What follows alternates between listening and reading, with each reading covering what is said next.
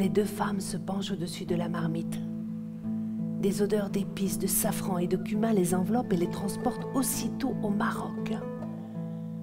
Chofiarti, tu vois, cette jeune fille paraît comme une princesse assise sur son trône. C'est moi. Et l'homme assis à mes côtés, c'est Jamel, mon mari.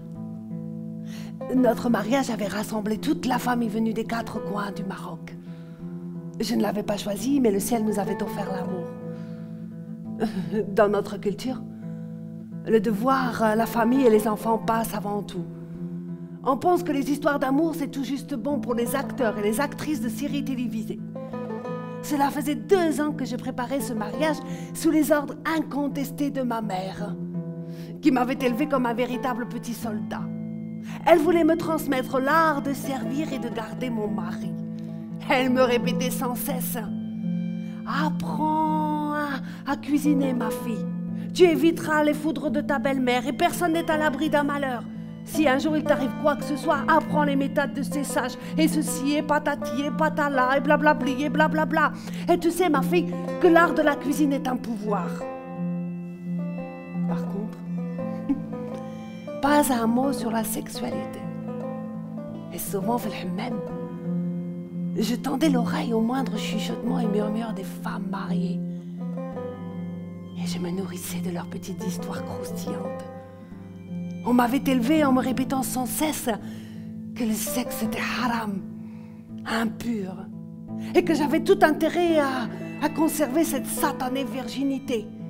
Il en allait de l'honneur de toute la famille. Tu te rends compte?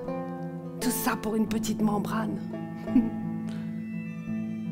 2 années s'étaient écoulées. Et je remarquais bien les regards moqueurs des autres femmes et celui méprisant de ma belle-mère, car au bout de 2 années, mon ventre restait désespérément vide. Jamel évitait de croiser mon regard. Et lui, qui ne loupait jamais aucun de mes repas, il commençait à s'absenter sans me donner d'explication.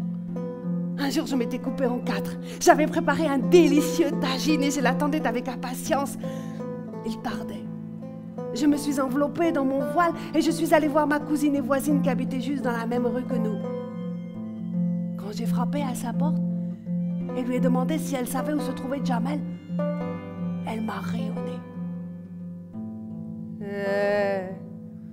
Belle innocente. Et ton mari, il n'est pas mort. Il s'est simplement remarié. Tout le quartier est au courant, sauf toi. Ouvre les yeux.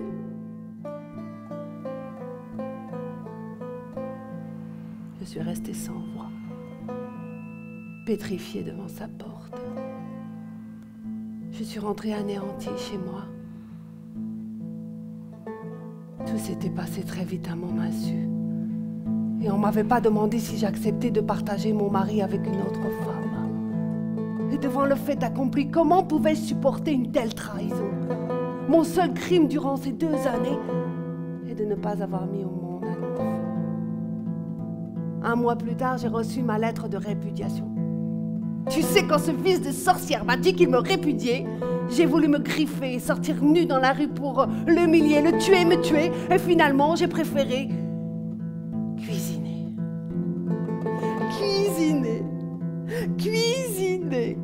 Et devant tous ces plats merveilleux que je préparais, je me disais qu'il peut bien se remarier, ce fils de chienne. Il ne les goûtera jamais plus. En tout cas, c'est une petite vengeance, mais c'est la mienne. Tu sais quoi, Yarti? J'ai appris depuis peu que tous les mots MAX ont un couscous pour remède. Il suffit juste d'avoir un petit peu de folie.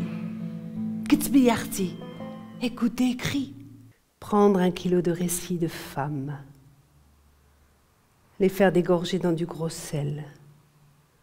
Recueillir le jus des agitations. Humiliation. Peur. Honte.